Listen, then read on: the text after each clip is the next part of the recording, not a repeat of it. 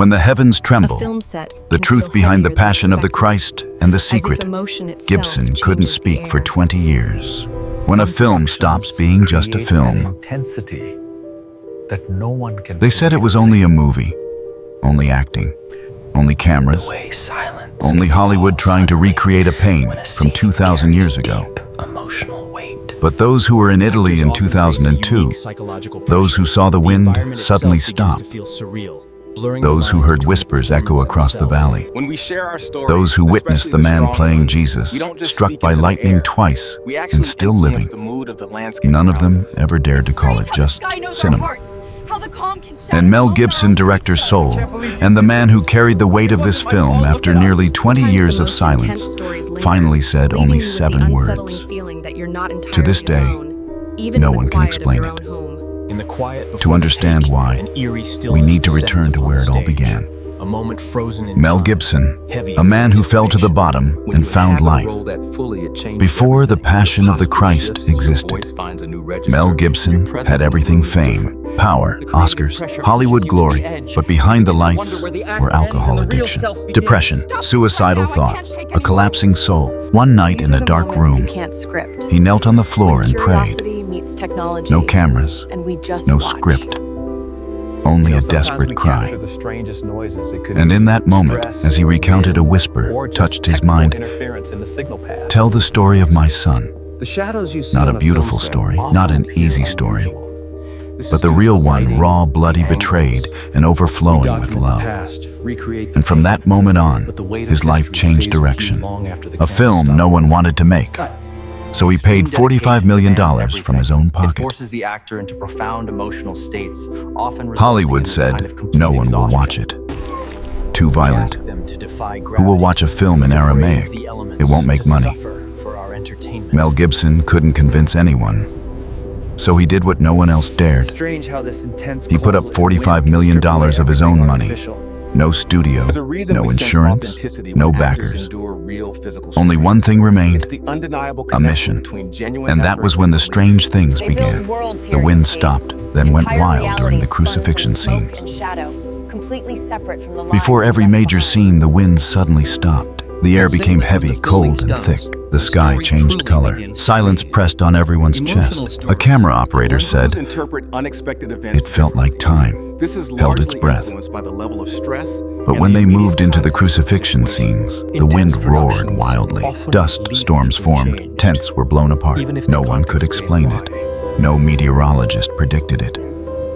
The more painful the scene, the more violently nature reacted. The man playing Jesus struck by lightning twice and stood up. Jim Caviezel, the actor playing Jesus, was filming on a calm, cloudless day. Then a lightning bolt struck him in front of hundreds of witnesses. Smoke rose from the cross.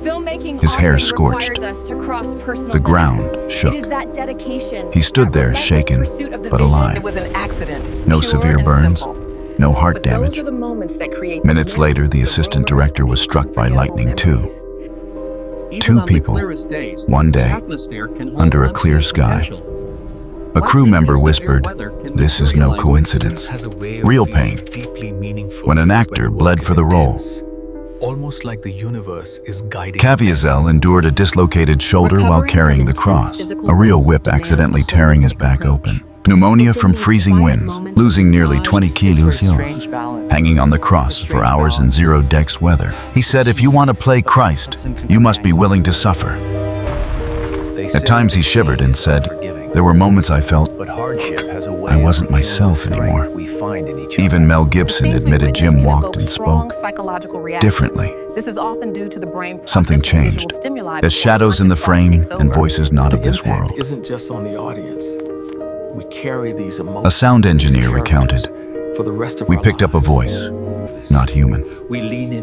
A cameraman said he saw faces in the shadows of the scene, people who weren't on set. Some crew members quit saying I felt like I was in a place not meant for the living.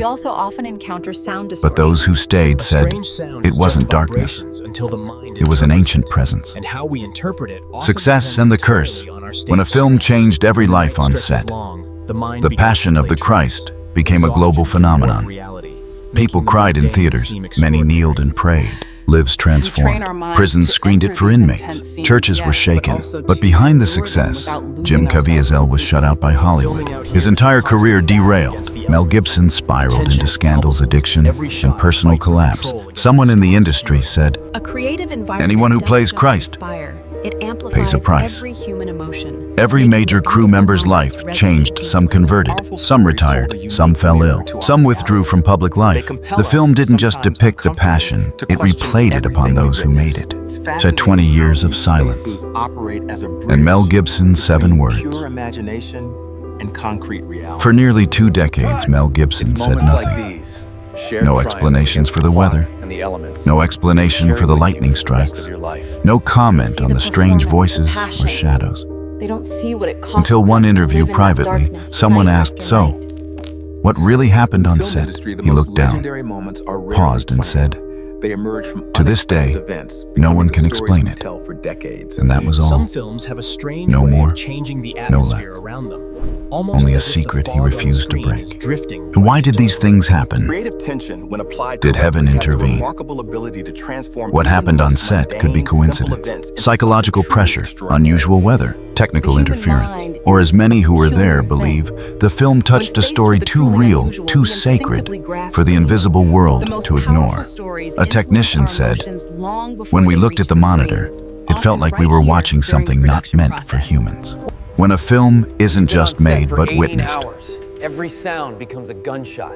Every shadow, a ghost. 20 years have passed. Some moments on Debates set, have faded. some experiences But the question remains, defy explanation. what truly happened during the filming of The Passion of the Christ? Director, you absorb Maybe it was fate, fear, a sign, a collision between 2 realms. But one thing every witness agrees on, The more intense whatever was present changed them forever. questions are left. And when you rewatch the movie, if you feel a heavy silence, a strange breeze, or a beautiful aching sadness, perhaps you're feeling a fraction of what they experienced. Do you think the events on set were coincidences or something spiritual?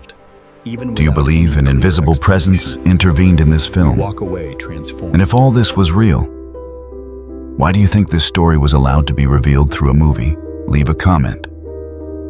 Your perspective might spark a conversation someone else has been waiting for.